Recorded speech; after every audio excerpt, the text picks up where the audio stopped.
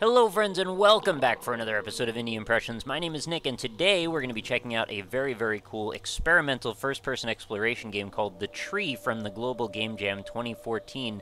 I tried this one for about 5 minutes while I was getting my sound check ready and my goodness, I was very excited. I got that adrenaline or endorphin rush that I tend to get when I've discovered a new zone in Dark Souls or something where like everything is full of wonder and confusing and magical and crazy and whimsical.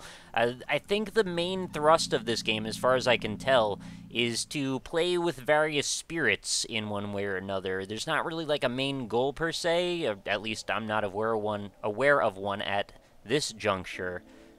But I am very excited to do some exploration, see if we can figure out some stuff about it. The game does do one thing, and that's to tutorialize that bringing these little spirit balls over to what seem to be these translucent little obelisks or some kind of little monolithic structures seems to perhaps open the way at times.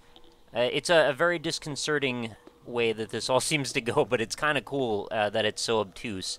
I kind of enjoy that. And also the art style doesn't hurt any either because it's definitely, it's a bit minimalistic at times, but in a cool way. You'll see what I mean when we get outside. So let's go over the basics here. We're a set of disembodied hands and we're in a cave. That's what we know so far. I can also do some sort of like weird Kamehameha move when I use my right mouse button. Seems to shoot a ball, which I guess is like a prism stone or something. It rolls around on the surface and sort of gives us the opportunity to see if something is solid, I guess. I'm not really sure if this thing does any damage or what it's even made of or what the point of it is. I can't pick it back up, despite having this grabby hands move on my left click. It seems like a main move that you would do a lot if they map it to left click, I would guess. So why don't we grab this, though, because I know we can grab this, and we can bring it over here. I feel kind of bad doing this, though, considering it makes the spirits scream. Nobody likes hurting things or constraining them unnecessarily. But that does light up this obelisk, and this is the title card. It's kind of an interesting way to do things. So we've got all of our credits here displayed on the walls, and you can see everything. And then, you know, basically we're primed up to go out this gate and see that off in the distance is a really cool structure that I believe is the tree, you know, the titular title card tree. Also, the lettering casts shadows, which is a thing that I find kind of fascinating. Unfortunately, the shadows are super dithered, but I believe it's just kind of due to the constraints of the Unity engine. I do have this running at 1280 by 720 and windowed with the highest settings, so, you know, I guess it certainly could look worse. But I like the way it's at right now. So look at off in this distance. There's all these things that we can see that I have no idea what they're going to do or what the point of them is or where we're even supposed to go. There's no real structure as far as I can tell, which I kind of love. Lets us really dig in, take our time, and sort of examine our surroundings a little bit. So what we've learned from the first little area is when we see these oh, that's kind of scary. When we see those spirit balls, usually it means we can do something with them, but this one seems to get angry and run away from me when I get too close to it. So I'm not sure how I'm supposed to grab this one, if I even can grab that one. So I'm going to try to, like, charge up my spirit ball and see if I can shoot one at it. Maybe if I hit it, it'll, like, drop down or something. I think it's just turning red in proximity, or maybe it's just turning red completely by accident. It seems to also be maybe changing other colors. I can't quite tell. Maybe it's a little orange now. I don't know.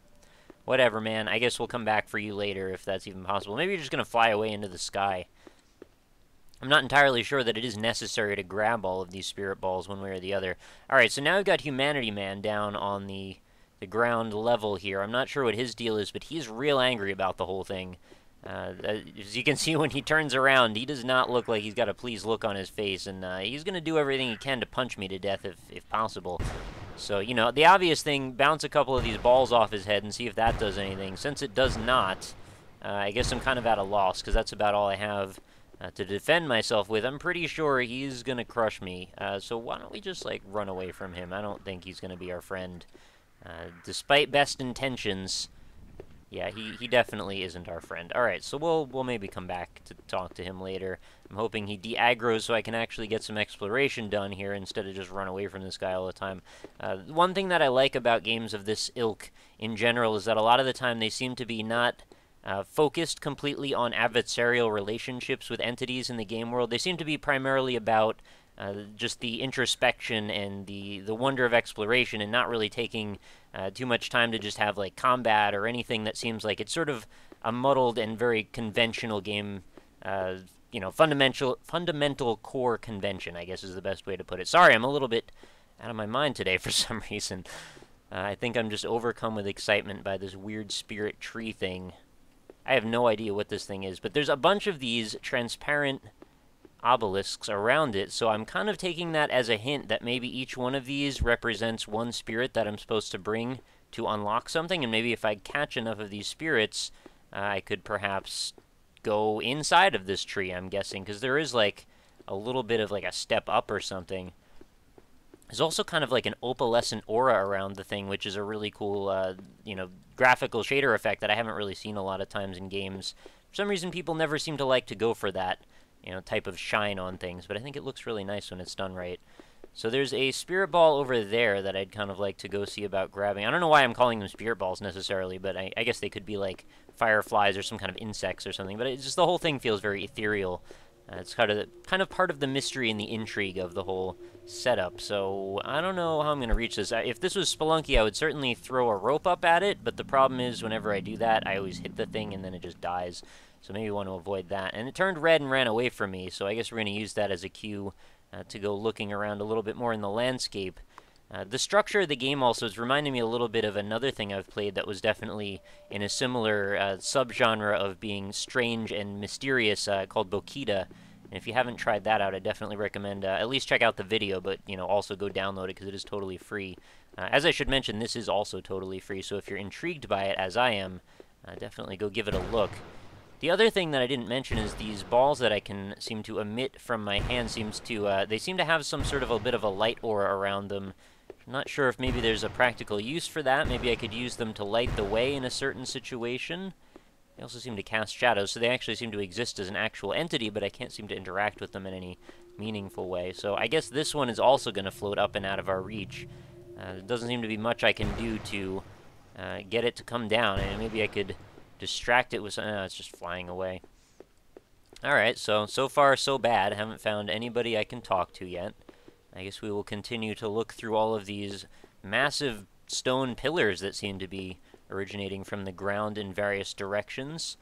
Certainly gives you a cool sense of scale when you're walking around in this. Everything's sort of towering overhead. There's mountains off in the distance, and you just feel kind of insignificant, which is a cool feeling. It's definitely an easy way to psychologically ease the player into accepting that something bigger than themselves is going on, like literally transpose you being small versus the environment being large. I think it sort of sets the player up for that expectation that there is, even if it's veiled, levels of some kind of intricacy that are going on outside of your reach or your grasp.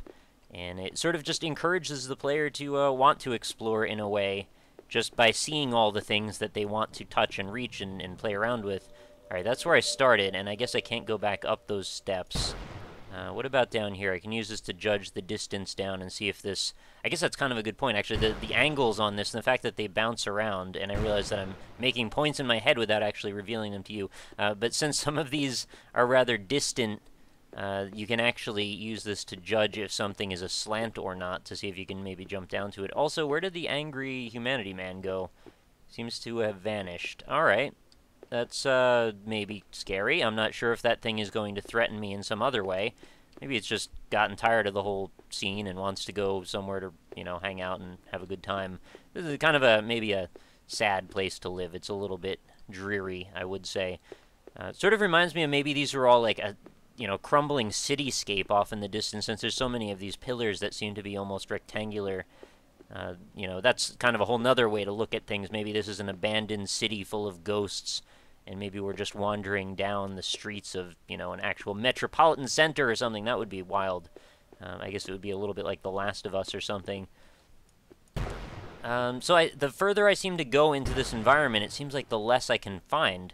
It looks like there's so much everywhere, but everywhere I go, it's just kind of a dead end, which is slightly frustrating, but at the same time also just makes me want to continue exploring even more, because I'm pretty sure that they're not going to be dead ends every time I look. Oh, what's going on over here? Is this an invisible wall? No, it's not. Alright, so that seems to be a way down. Oh, well, I guess I've found a way down that is a little less conventional, and, you know, the usual gravitational method where you just fall.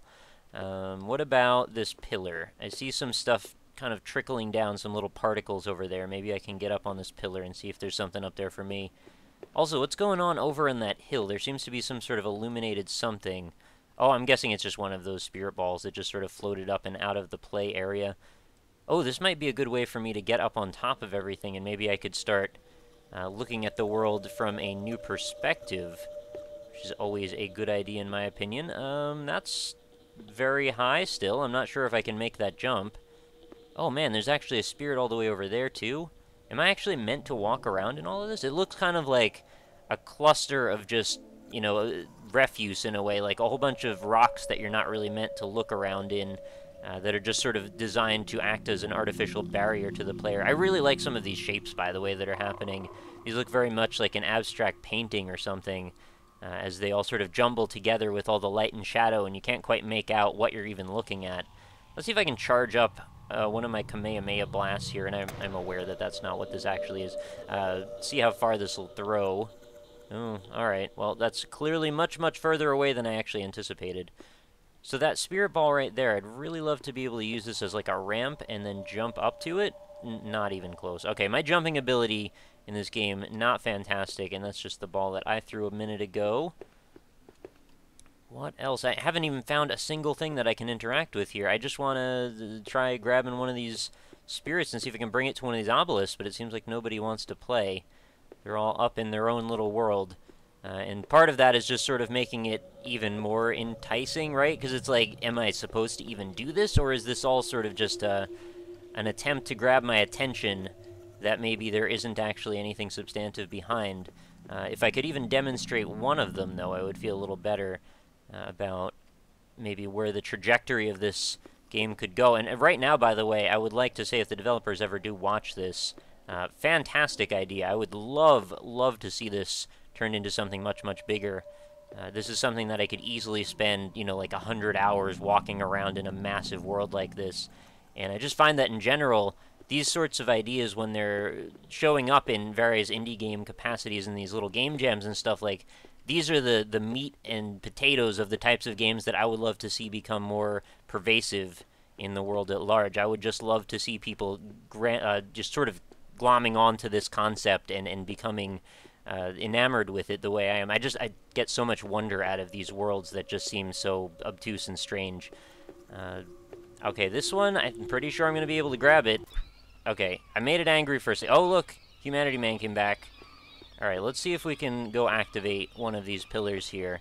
I'm worried that maybe if he hits me while I'm carrying this, it might, like, I'd lose my spirit ball or something, so I'm just going to kind of stay away from him for now and see if we can actually get something done here.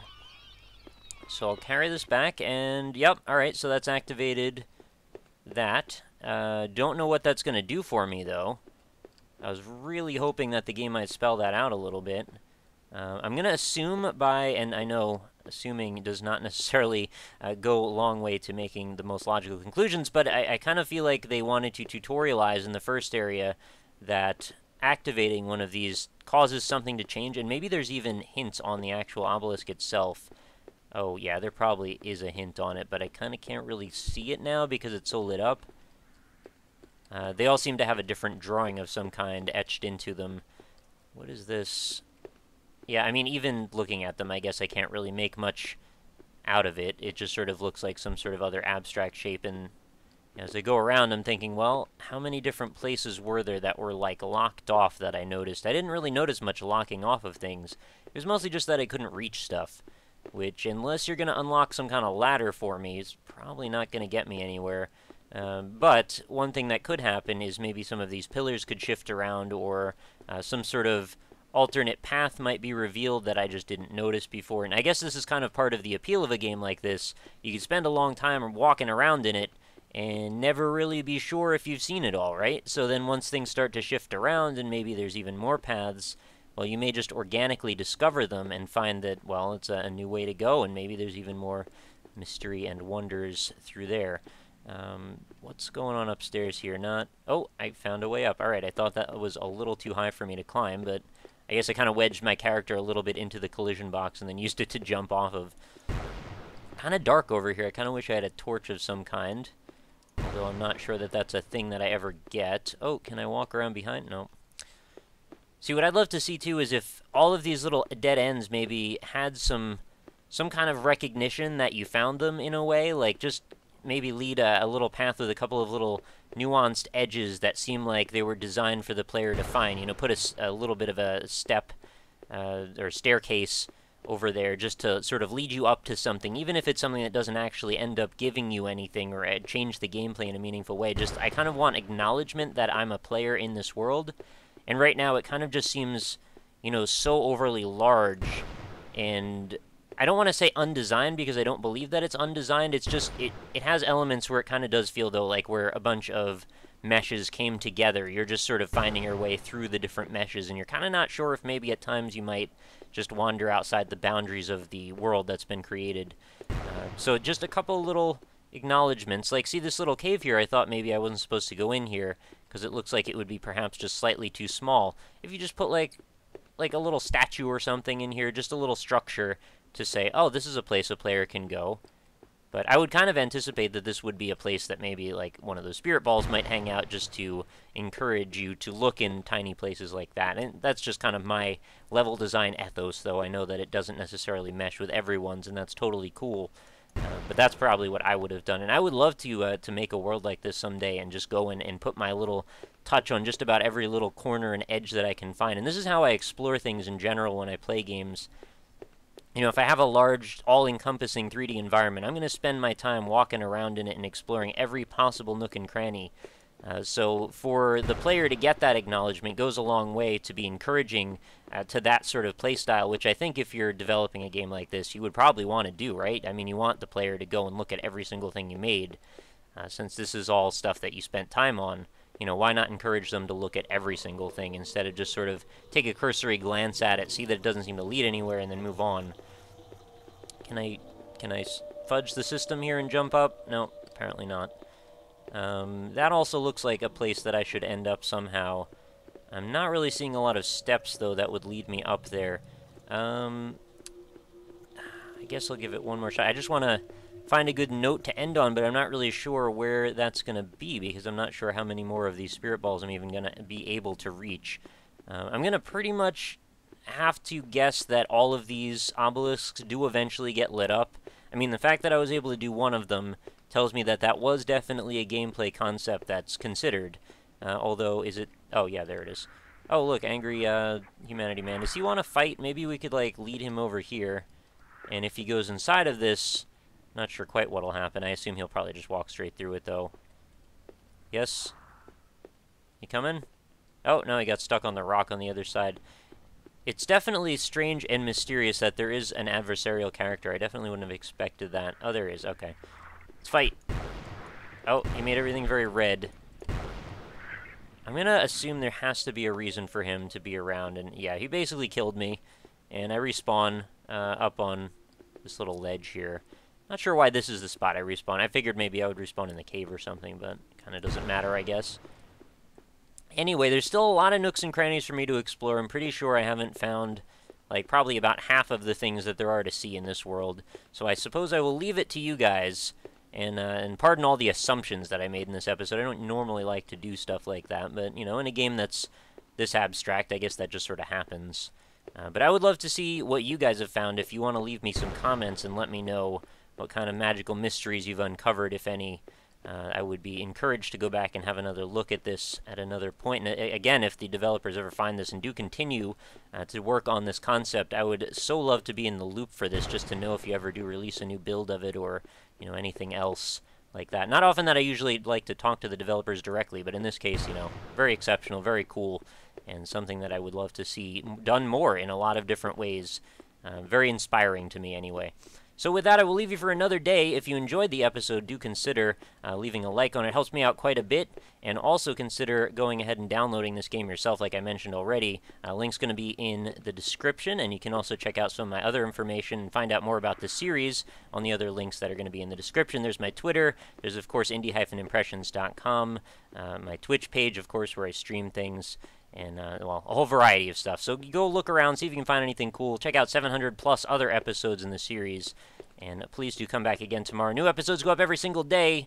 So I will see you back for that. And I hope you have a fantastic night. Talk to you all later.